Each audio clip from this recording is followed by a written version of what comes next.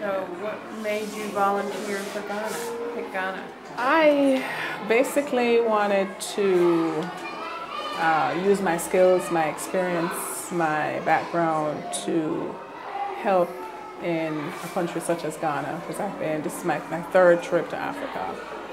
And when I researched the Volunteer Partnership for West Africa and saw the features and the programs that they offered, I just went and filled out the form and submitted it, and I got accepted. That's why I'm here. It's been great. I have been loving it. Every day is a new lesson for me. I learn from the children just as they're learning from me. I learn from the teachers and the administrators here just as they're learning from me. In the mornings when we come in, of course, we have our assembly, and we move on to the classrooms. My responsibility, as we have set up my schedule, is for me to go into every classroom right throughout each and every day. So I will start, for example, with class 1 and go all the way through class 6. If I'm not able to get to nursery and kindergarten today, then tomorrow that will start off with nursery and kindergarten. And that's basically it. In the classrooms, I will teach different strategies regarding reading, because that's my strength, not being a mathematician. And so all the strategies that I've taught relate to reading, English language, classroom management, and how to give the children ownership of what they're learning in the classroom.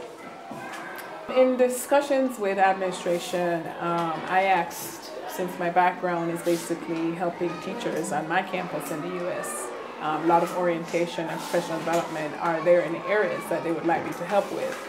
And they talked about the classroom management and reading strategies and several other things. And so what I did was, from my memory, what I've done and repeated so many times, I drafted up a plan of what I would do for the 4 weeks.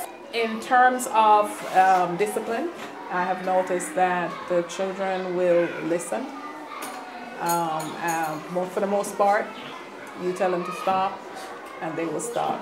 If the child continues and you say, okay, so I'd like you to stand or sit by yourself, and they will go ahead and do it. Not a problem. In the US, because of our rules and regulations, it's not so. So there's a big difference. This is the Ghanaian curriculum.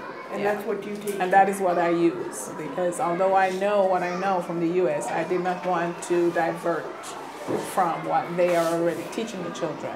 And so when I came in and found out what the children needed to know or review for their upcoming end of year test, I tried to use exactly what the teachers have taught and not diverse too much, not take away from the children what they already know. It's teaching them something new wouldn't help at this point. I would say that this is a great place to volunteer. In fact, I'm planning to come back sometime soon, not too far in the future. So I would encourage anyone who asks me, check it out.